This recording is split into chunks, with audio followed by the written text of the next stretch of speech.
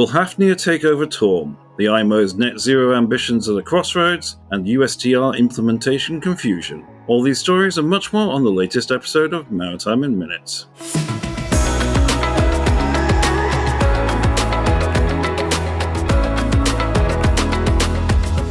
Hi, it's Marcus Hand, editor of Seatrade Maritime News here, with our September news roundup Maritime in Minutes, and I'm joined as usual by our correspondent Gary Howard. We'll be discussing the shipping news stories that stood out for us over the last month. Quite a varied and interesting month news-wise, with a mix that includes business, regulatory and casualties. So I'm going to hand over to Gary to kick us off, taking us back to the first week of September. Feels like a long time ago already. Thank you, Marcus. Consolidation is in the air for the product tanker market. Sort of.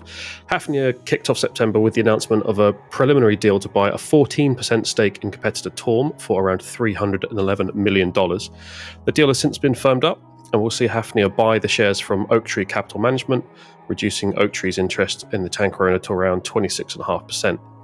The purchase stoked market speculation, of course, over a full merger of the companies, something that Hafnia at least seems willing to entertain. Quote here from one of their releases: following market reports referring to the possibility of a business combination on a net asset value basis, Hafnia agrees that it is to the benefit of shareholders in both companies to explore such strategic opportunities. However, discussions have yet to take place, and there can be no assurance that this will lead to any transaction. End quote.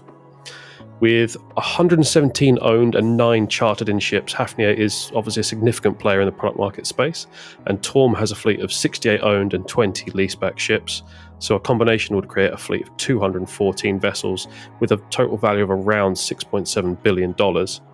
It will be interesting to see how any future merger plays out, especially when it comes to branding. Torm's history stretches back some 135 years, and it's been in the product tanker space, since 1977, while Hafnia's origins only trace back as far as 2010. Hafnia, of course, owned by BW Group, after it snapped up 36% of the company in 2018. BW Group chairman Andreas Sohmen-Pauw has been making positive noises on market consolidation in recent weeks, so it's clear which way the wind is blowing there. And Marcus, I believe Mr. Sohmen-Pauw is partly involved in your Week 1 pick as well. Indeed he is, actually, with the BWLPG, but just before I move on to that, I think Andreas generally makes positive noises about consolidation, as long as he's one of his companies doing the consolidating. I don't think there are many that can consolidate his, though, are there? Yeah, well, he had that battle with Fredrickson a number of years back. So, yeah. Right, and moving on. The first story that I'm going to look at is actually one from Gary. I was on leave in the first week of the month, so that's my excuse. It's a story on an area of the industry we don't cover too often, but an important one nonetheless, and that's procurement. A number of prominent owners have come together to form the Global Maritime Procurement Council, or GMPC, an organisation aiming to collaborate on initiatives to bring improvements in maritime supply chain space. Members include Axia Maritime, the aforementioned BWLPG, D'Amico Shipping, Fleet Management, Scorpio Ship Management, Synergy Marine Group, and Wilhelmsen Ship Management. So you've got some pretty big names in there. The group said its membership represents over 3,000 ships, and it was expecting even more members to come within days of its launch. The group plans to roll out initiatives in areas such as global standards, sustainability, data-driven procurement practices, talent, and leadership. When it comes to complex issues, such as EU reporting of Scope 3 emissions and related to ship supplies, it's kind of clear why a professional organisation such as this is needed, and I'll be at Import Asia in a couple of months, and it'll be interesting to probably hear more about this then. Yeah, definitely worth reaching out and finding out more about their plans once they've got their feet under the table, I think. If you're enjoying the Seatrade Maritime podcast, make sure you never miss an episode by subscribing on the app of your choice.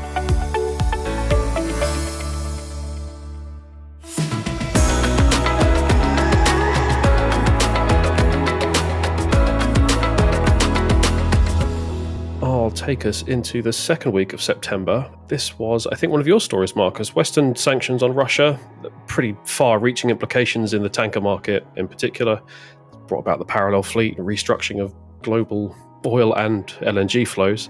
But Marcus picked up on another, perhaps less expected impact of some more recent sanctions, and that's falling quality of high sulfur fuel oil.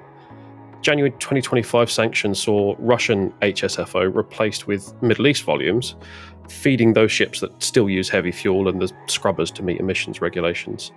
Singapore, which delivers over a third of the world's HSFO, reported a doubling in quality notifications for HSFO, and the Amsterdam, Rotterdam, Antwerp complex, which supplies about 10%, reported off-spec results in 4% of tests carried out, up from 2.3% last year. Quote here, ash is the leading trigger, responsible for more than a quarter of recent alerts, trailed by water, and a noticeable rise in high-density findings, while viscosity failures have slipped into low single digits, Integrate said in a bunker quality trends report. I think it's particularly worth noting this trend as, rather than a case of sort of teething issues as a change of supplier has taken place, those quality risks are expected to remain due to the fundamental change in source of oil for fuel blending to the Middle East's metal-rich cargoes. Check Marcus's story and the full Integrate report for more information on some HSFO supply constraints and as another fallout from this move away from Russian origin oil. Yeah, that probably was one of my more unexpected stories I've done on the impact of sanctions.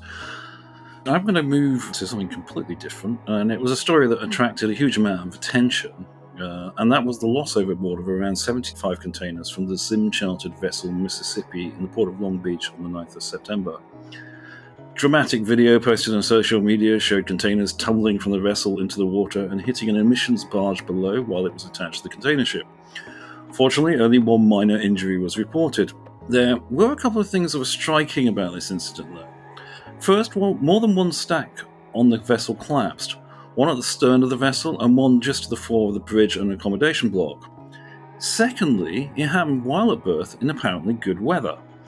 The vessel had arrived on a voyage across the Pacific a few hours earlier, and there were no reports of it having experienced difficulties.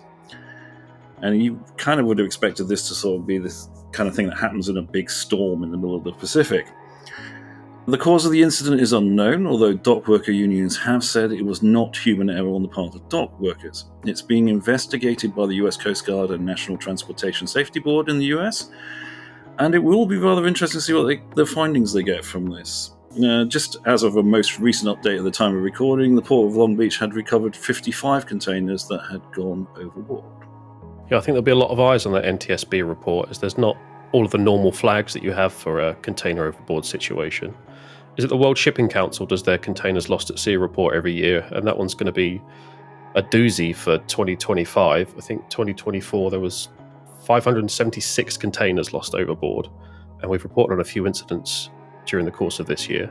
Maybe the line's just sort of getting out of their system ahead of the mandatory reporting to IMO that comes in from 2026.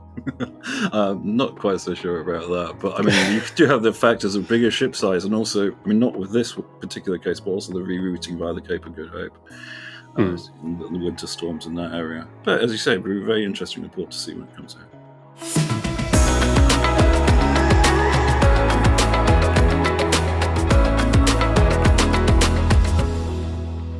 Cool. Week 3 then. The Deputy Speaker of the UK's House of Commons, Nusrat Ghani MP, chaired an interesting sort of parliamentary style debate at London International Shipping Week on the motion, "This House believes sharing operational data is essential to maritime efficiency, safety and decarbonisation, and that competitive risk can be mitigated through governance, contracts and selective transparency."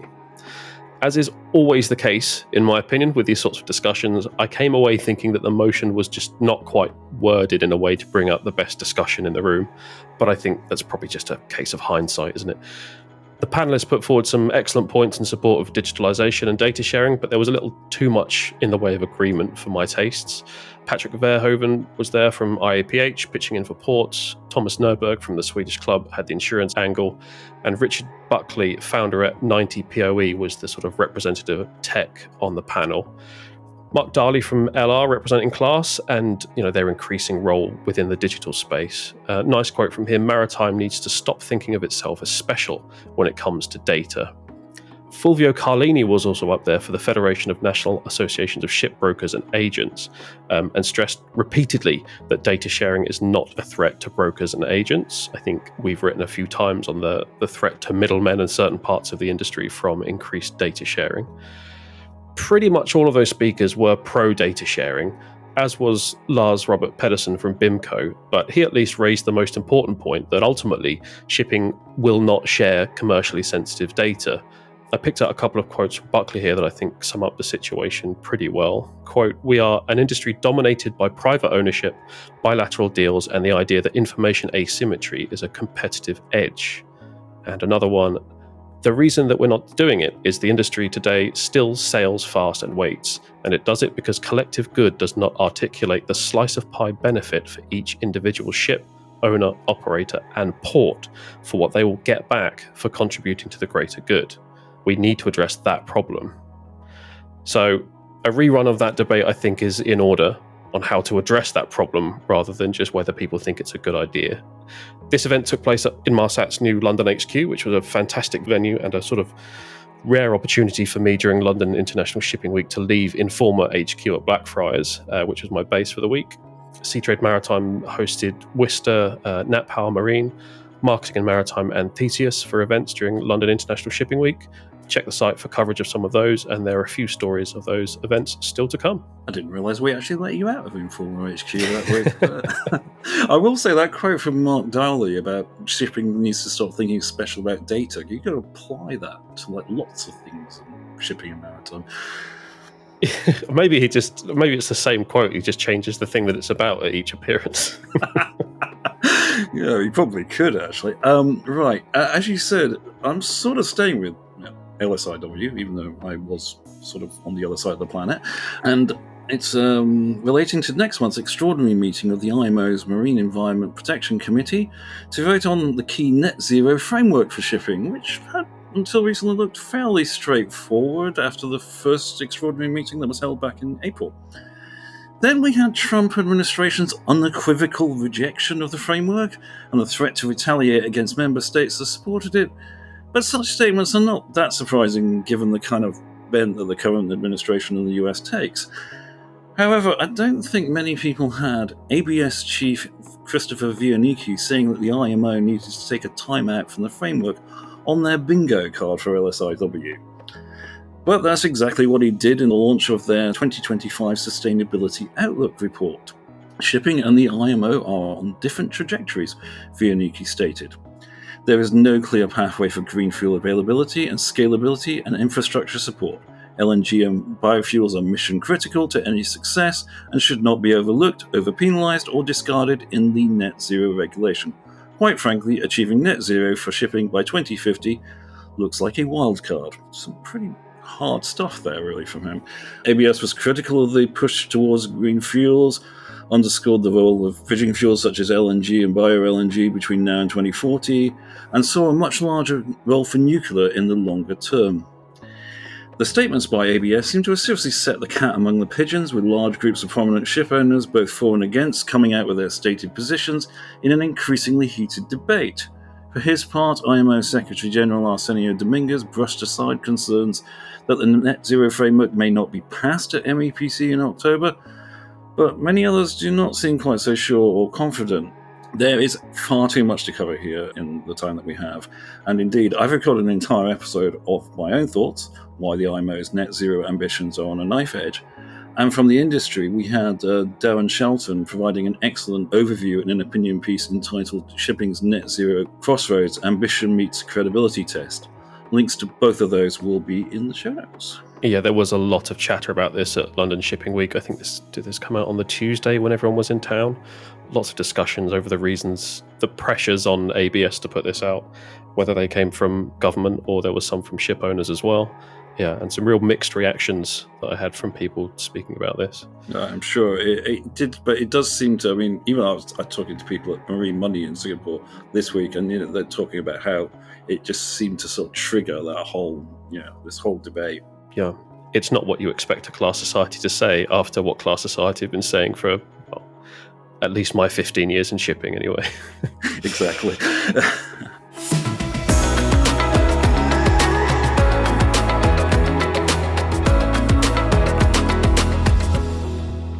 I'll take it into the final week. I guess it's a little bit related to climate change. My last pick is a story by Nick Savides on the Panama Canal, which has warned that transit volumes are expected to remain below the levels seen before the drought of 2023 and 2024, but this time due to US import tariffs on, well, pretty much everyone. The canal's administrator forecast 33 transits per day in 2026 compared to 36 pre-drought. During the drought restrictions, transits dipped down to, I think, about 18 per day in February, a result of a sort of record-breaking period of no rain in Panama.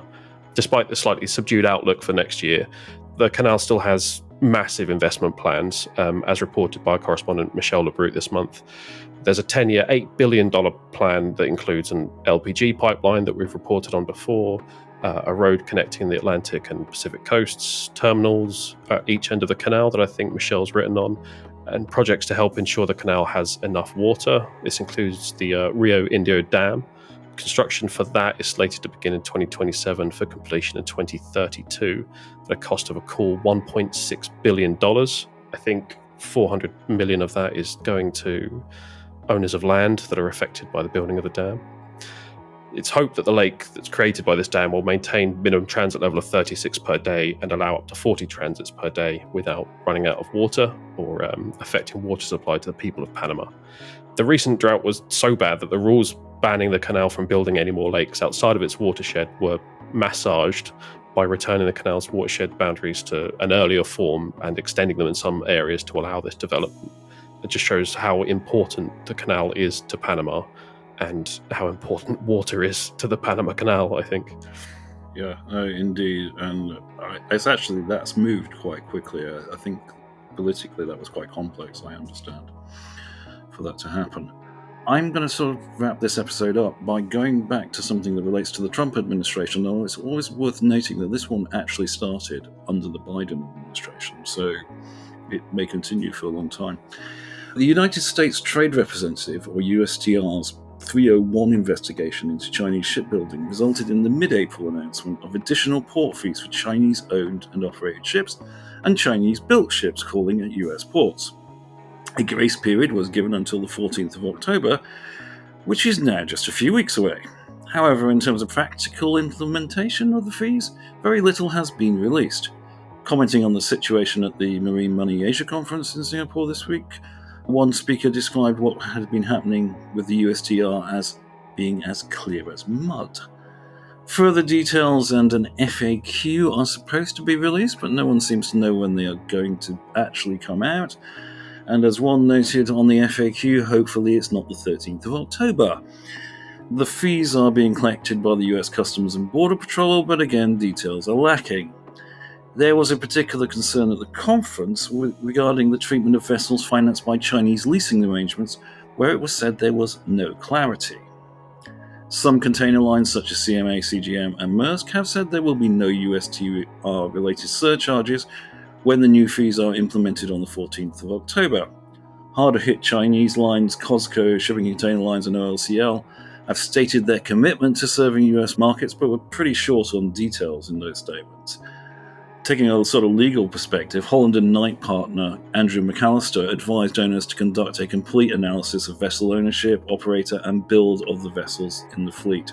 He also said that owners should clearly assign responsibilities for port fees in charter party or other legal documents. Some pretty good advice there, I think. Look out for coverage on this on Seatrade Maritime News as the deadline comes up in mid-October. And that is all we have time for on this episode of Maritime Minutes. Links to all the stories are in the show notes. Thank you for listening, and we look forward to joining you on the next episode of the Seatrade Maritime Podcast.